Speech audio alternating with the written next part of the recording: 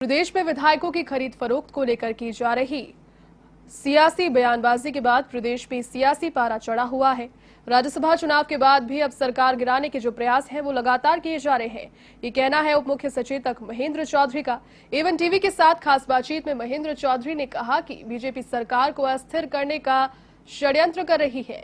BJP कभी अपनी चाल में कामयाब नहीं होगी। बीजेपी के खुद के विधायक कम नहीं हो जाए, एसओजी की जांच में सब स्पष्ट हो जाएगा। बीजेपी के शीर्ष नेताओं के नाम भी जल्द ही उजागर होंगे। इस दौरान महेंद्र चौधरी से खास बातचीत की हमारे संवाददाता दिनेश कसाना ने। राज्यसभा चुनाव से पहले शुरू हुई सियासी आरोप प्रत्यारोप का दौर अब और आगे बढ़ गया है। अब एसओजी ने अपने खुद के सबूतों के साथ एफआईआर दर्ज की है। कांग्रेस लगातार ये आरोप लगा रही है कि उनके विधायकों को खरीद फरोख्त का प्रयास किया जा रहा है। देर रात एक प्रेस नोट जारी हुआ जिसमें करीब 24 विधायकों की ओर से ये कहा गया कांग्रेस के कि लगातार बीजेपी की ओर से ये साजिश रची गई और उन्हें इस तरह के प्रलोभन दिए गए।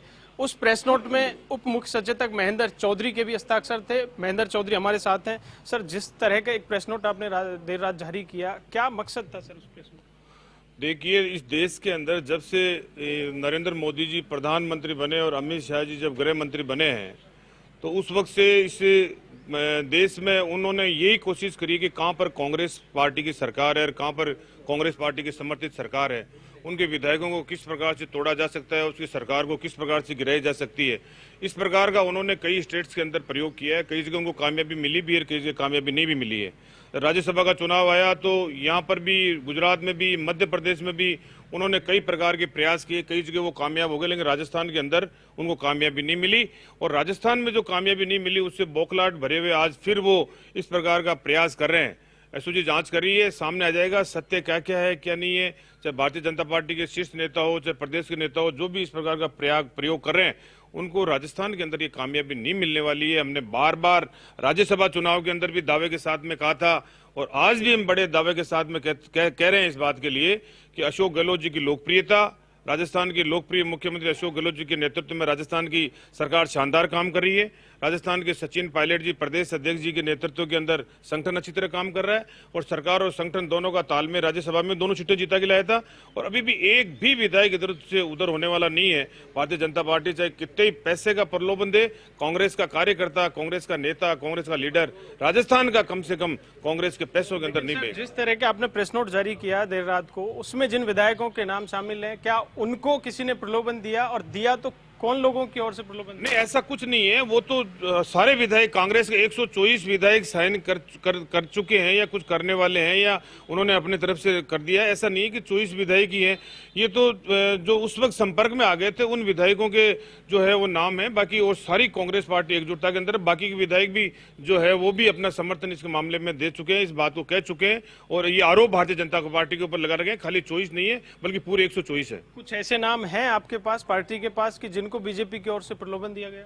नाम तो अभी जांच चल रही है। जांच के अंदर एसओजी की जांच में और भी जो एजेंसी से जांच चल रही है, सरकार भी अपने लेवल पे कर रही है। मुख्यमंत्री जी के संज्ञान के अंदर भी आया है। अगर ठीक समझेंगे तो मुख्यमंत्री जी भी, उनसे भी आप इस बारे के अंदर जानकारी प्राप्त कर सकते हैं। हमारे डिप्टी चीफ व्हिप जो है महेश जोशी जी, उनके संज्ञान में जो है उनसे भी बात कर सकते हैं। और हम तो आपको इतना विश्वास दे सकते हैं कि शीघ्र ही जो जिस प्रकार के ये काम कर रहे हैं वो शीघ्र ही उनके चेहरे सामने आएंगे। महेंद्र जी, राज्यसभा चुनाव से पहले भी आपने एक शिकायत की थी एसओजी में, महेश जोशी जी ने शिकायत दी, लेकिन उसके आधार पे एसओजी को या साक्ष्य नहीं मिले। एसओजी ने जो एफआईआर दर्ज की है वो खुद के सबूतों के आधार पर दर्ज की है। क्या कांग्रेस के पास कोई सबूत नहीं है? देखिए, मैंने निवेदन किया कि महेश जोशी जी ने उस वक्त ये दर्ज कराया आपके सामने, तो इस बात का जवाब वो ही देंगे। लेकिन निश्चित रूप से जब उन्होंने कोई दर्ज करवाई है तो उनके कोई न कोई है सबूत है, तभी जब कराई, बिना सबूत के दर्ज नहीं होती है। आपको लगता है बीजेपी को यहाँ राजस्थान में कुछ ऐसी संभावनाएं दिखती है मध्य प्रदेश के तर्ज पर राजस्थान में भी ऐसे? कुछ भी नहीं मिलेगी बीजेपी को राजस्थान के अंदर। मैंने बार बार मीडिया के माध्यम से ये कहा है, अभी भी कह रहा हूँ कि कहीं ये कोशिश कांग्रेस के विधायकों को तोड़ने की कर रही है। कांग्रेस के तो नहीं टूटेंगे, लेकिन इनसे कहीं भारतीय जनता पार्टी के जो इनके ग्रुप आपसे जो 2 ग्रुप बने हुए हैं, उन ग्रुप के अंदर भारतीय जनता पार्टी के कोई एमएलए टूट के इधर से उधर से न हो जाए, ये उनको खुद को सोचनी चाहिए। और राजस्थान में हो सकता है, कोई बड़ी बात नहीं है।